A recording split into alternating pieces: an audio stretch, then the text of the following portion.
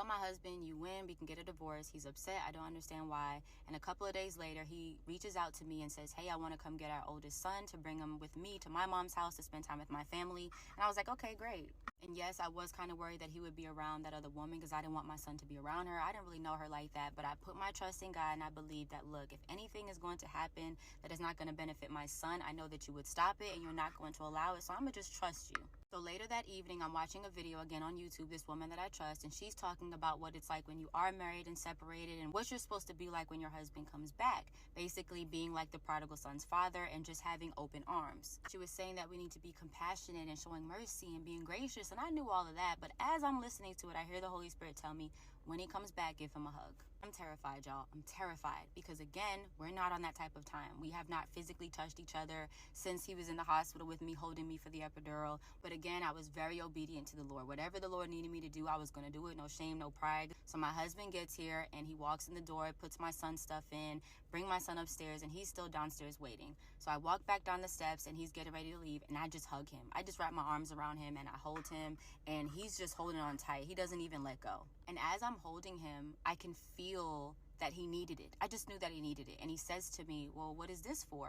And I was like, oh, nothing. Like, I just feel like you needed it. I just feel like you needed a hug. He's like, okay, well, thanks. You know, upstairs, I call his mom, like, he just came over. I gave him a hug. Like, he didn't fight it. Like, I feel like he needed it.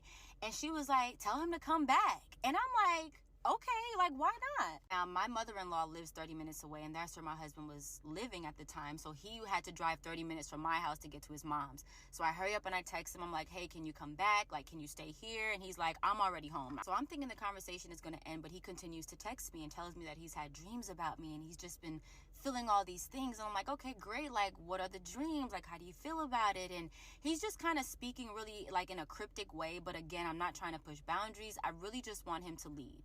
And as he's sharing these dreams with me and what he feels and what he thinks it means, he ends up telling me, like, look, I want my family back. I want to be back with you guys. I need my family. And it almost felt like it was too good to be true, because I go through this situation at the hospital. I'm thinking God done it already just for him to leave the hospital, and he's still talking to this woman. And now here he is saying he wants his family. So he tells me that he's going to come over tomorrow. The next day comes and I'm waiting for him hours long, and I don't know where he's at. I'm texting him. He's not responding. So he finally gets to my mom's house, and he admits that he had been over at the other woman's house because he felt like he needed to give her closure, because he had ended their relationship abruptly and he knew that she was feeling some type of way. Now, in my mind, I'm like, she don't need no closure. I'm your wife.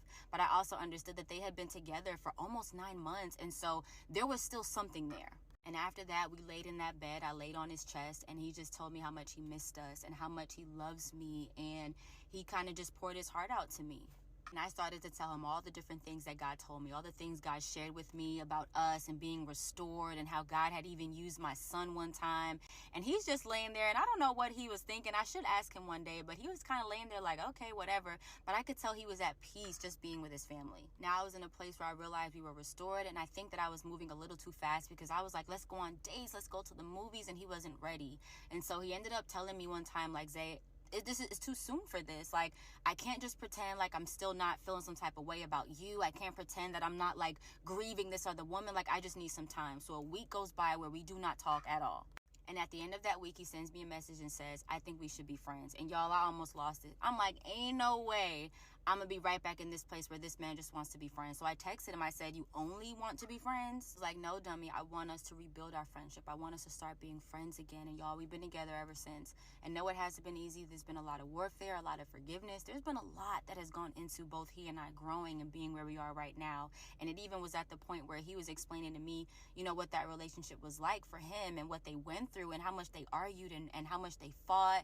And it was just very, very toxic. And so I pray that y'all hearing this, I know it's crazy, but just understanding how good God is and how faithful God is, because 6 years now, I'm not worried about that woman. I trust him. I don't think about her like I used to. It doesn't bother me anymore, because I know where God has brought us from and where we are at now. So God bless y'all. Those of you that are still standing for your marriages, I'm praying that you just keep the faith and you keep trusting in God, because he can do it.